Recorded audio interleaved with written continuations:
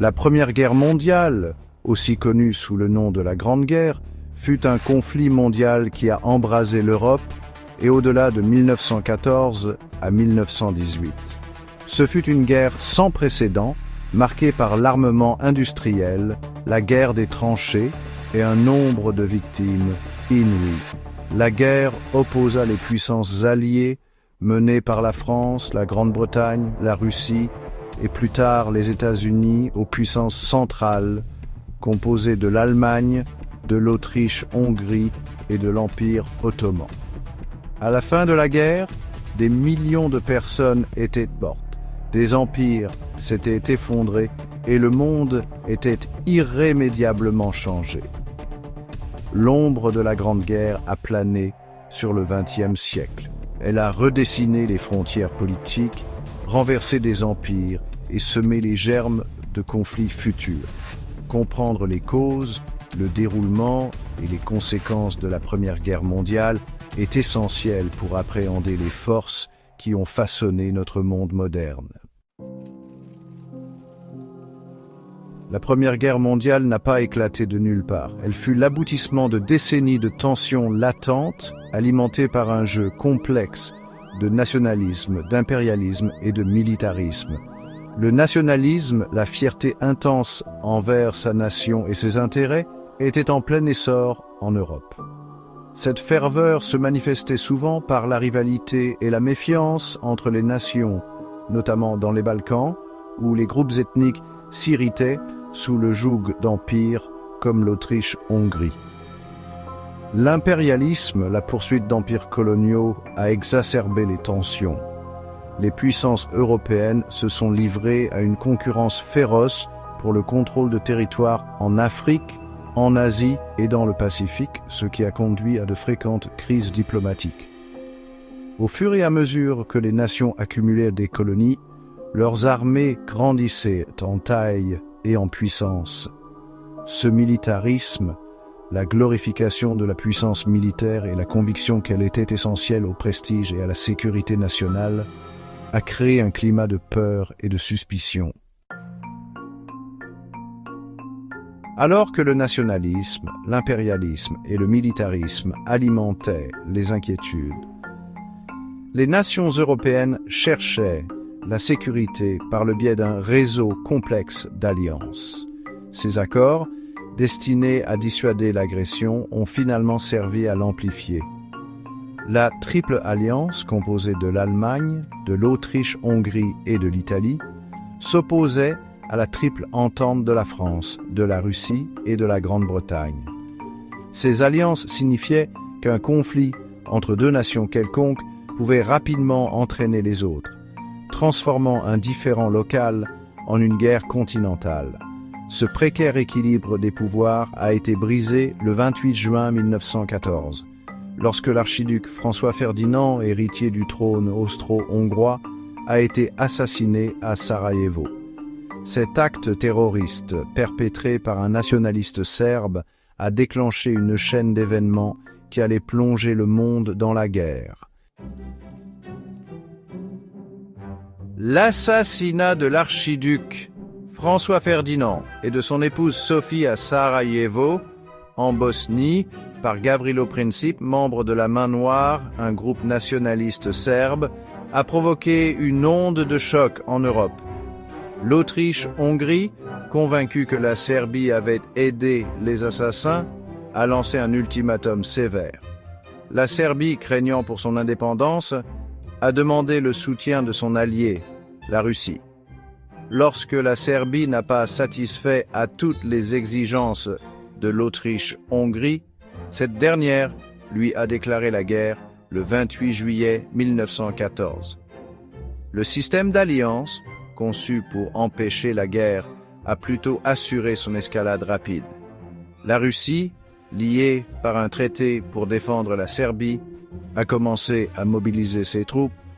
L'Allemagne, alliée à l'Autriche-Hongrie, a considéré la mobilisation russe comme une menace et a déclaré la guerre à la Russie le 1er août.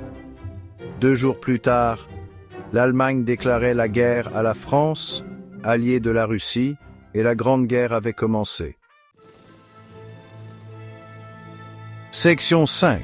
Première bataille et impasse, le front occidental. L'Allemagne, appliquant le plan Schlieffen, visait une victoire rapide en éliminant la France de la guerre avant que la Russie ne puisse mobiliser complètement ses forces. Les troupes allemandes ont envahi la Belgique, violant sa neutralité, et ont progressé profondément en France.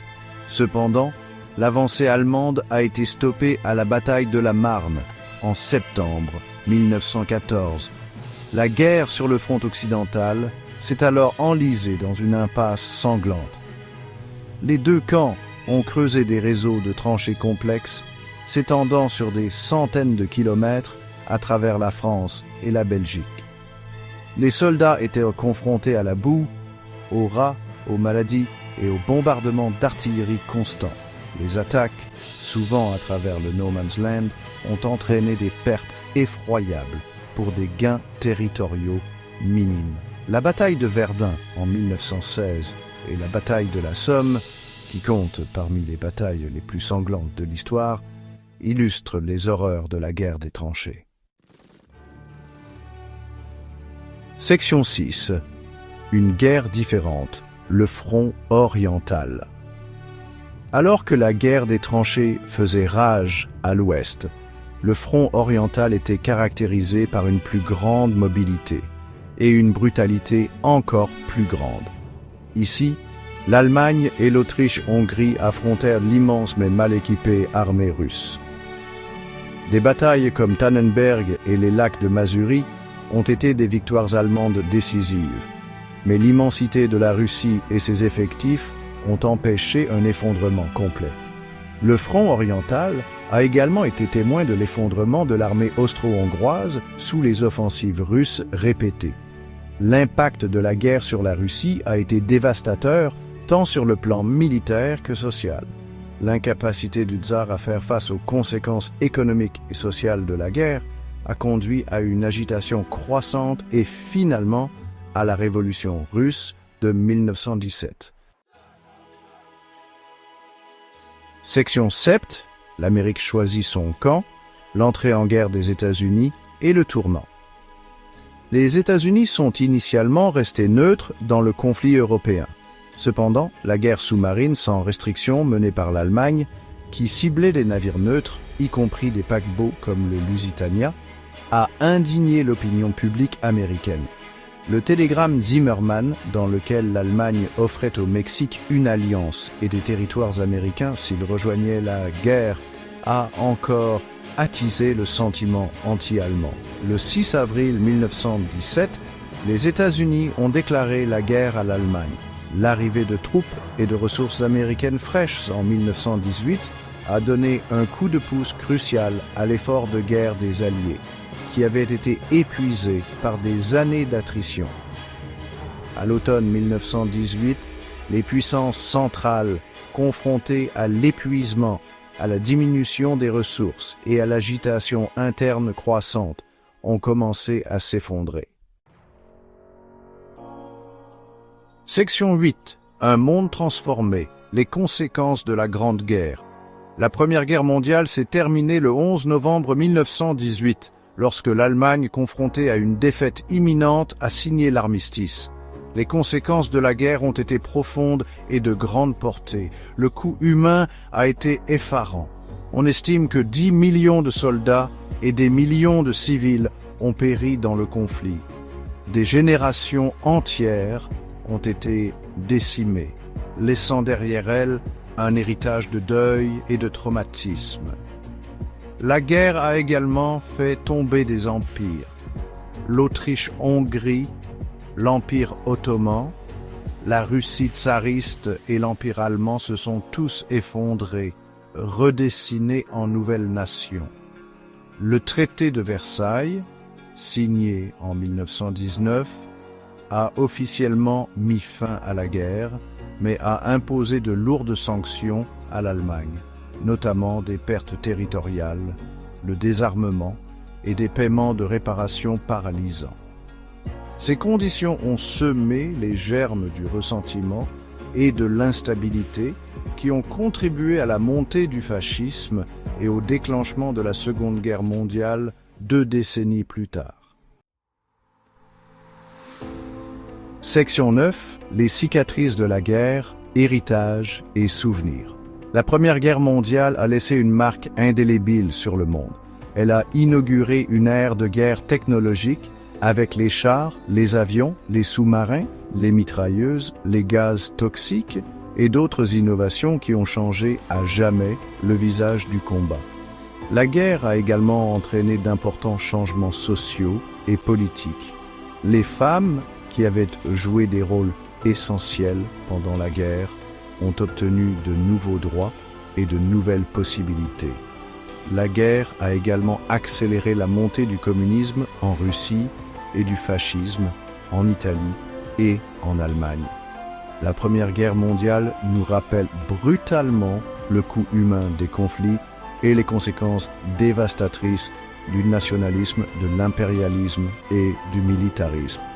C'est un conflit qui continue de façonner notre compréhension du XXe siècle et au-delà.